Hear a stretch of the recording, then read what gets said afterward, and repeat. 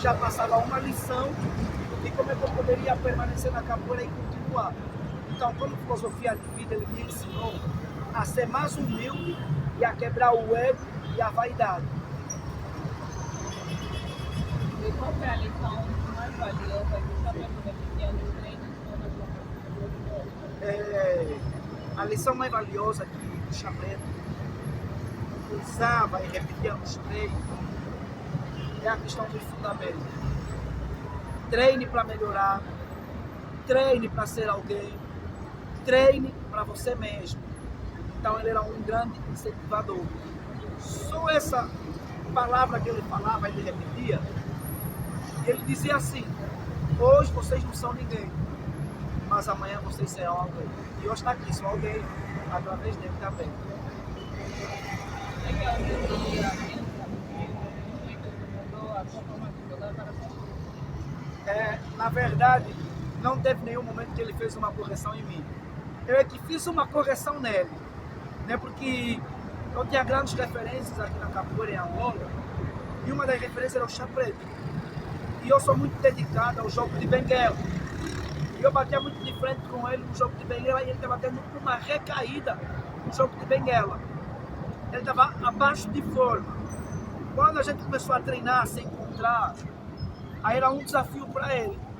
Quando ele estava abaixo de forma e fazia movimentos que não era impróprio para a capoeira, para o jogo de benguela, aí eu fiz a correção para ele e ele ficou chateado.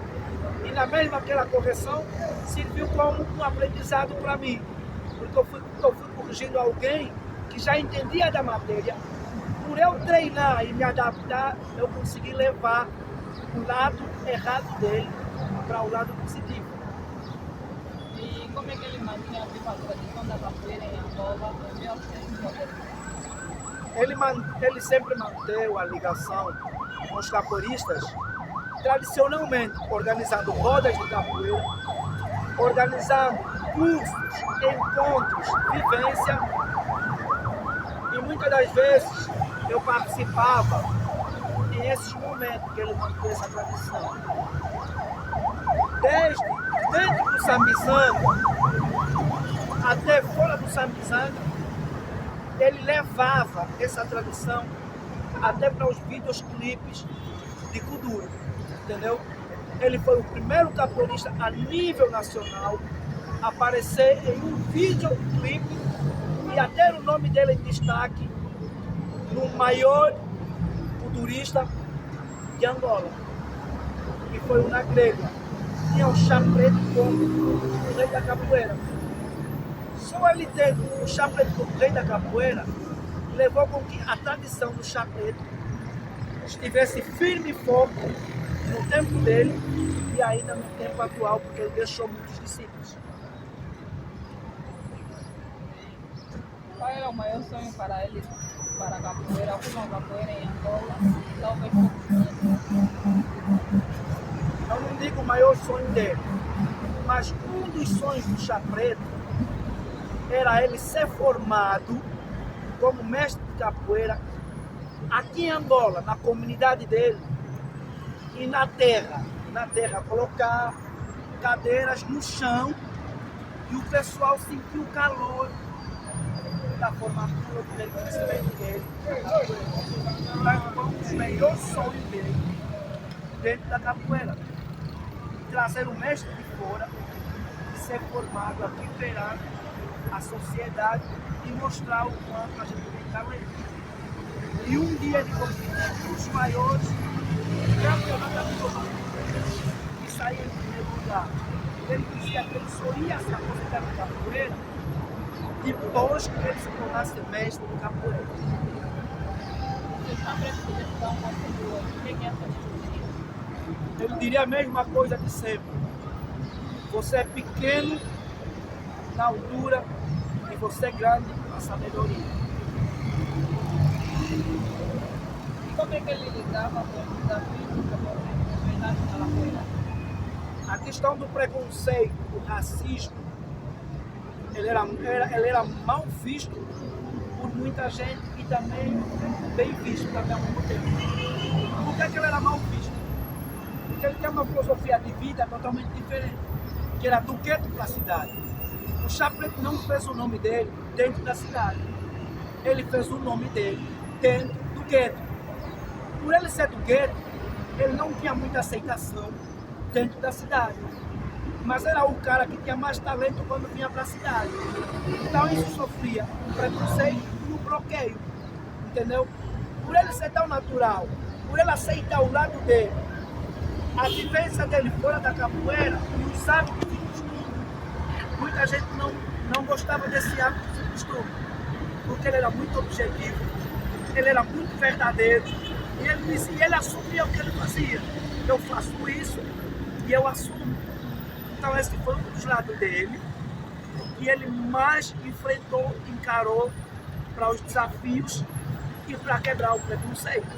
Sofreu vários preconceitos? Sofreu. Quando ele entrou para o Arué Capoeira, foi um dos grandes preconceitos que ele conseguiu. Diziam que ele não ia conseguir trazer o mestre. E foi um grande desafio.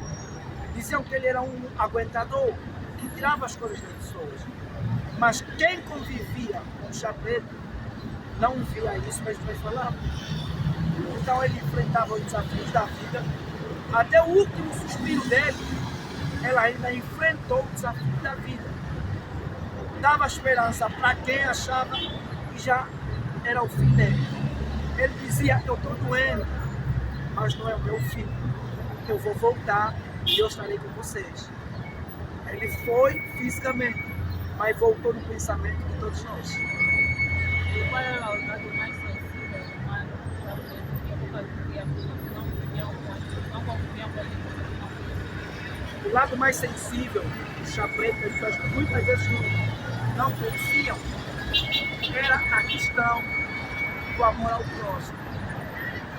O Chaplet tinha muito amor ao próximo, desde os seus amigos, os seus discípulos. Muitas das vezes ele deixava de se alimentar para ver alguém do lado dele se alimentando. Muitas das vezes organizava atividade que ele ficava mais no bolso dele do que no bolso dos alunos dele. Hoje, por esse lado sensível do Chaplet, ele não fazia mais parte de nós. Muitos sentem essa falta do Chaplet. Porque a liderança do Chaplet não era de impor, era uma liderança liberal, era uma liderança que ele ouvia os alunos, ouvia os amigos, e ele era sensível, ele chorava igual qualquer um que chorava. Então, e esse lado do Chaplet ninguém olhava por esse lado, só olhava pelo lado que ele é agressivo, porque ele sempre foi lutador. Desde as artes marciais, desde a vida, o Chaplet sempre foi lutador. Então, esse foi o lado sensível do Chaplet, que muita gente não conhecia, o amor ao próximo. Como é que ele olhava? Por que ele tinha essa? Não percebi. Como é que ele olhava as graduações na capoeira? Por que ele tinha essa? Ó, falando de graduação, o Chaplet tem um dos capoeiristas a nível nacional que não falava de graduação. Ele não sentava com um aluno dele e falava de graduação. Não sentava com nenhum capoeirista e aliciava. Vem pro meu grupo que eu vou te dar corda assim, não. Ele é daqueles que fazia acontecer. Um aluno do Chaplet, para pegar uma corda azul, tinha que saber tocar todos os instrumentos. Tinha que saber levar a roda, cantar, se viajava, se participava em rodas ou não. Então essa foi a maior preocupação dele. Quando ele começou a ver que Angola, a questão de graduação, estava sendo muito alta, ele não aprovava. E até nos próprios eventos dele de capoeira, ele não apresentava ninguém que se titulava a um título. Se ele conheceu o cara que é instrutor, e o cara pegou uma corda, se colocou corda de contramestre, mestre, ele não apresentava nada. E ele não convidava aqueles capoeiristas desorganizados nas graduações. Ele valorizava muito, até que ele ficou anos e anos na cintura com uma corda de graduado. Ele foi um dos capoeiristas que mais ficou tempo numa graduação.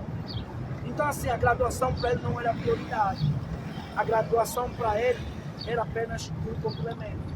E para ter esse complemento, a pessoa precisava treinar, precisava estar bem com o grupo, precisava estar bem com a capoeira e com o próprio mestre, que era o chapéu.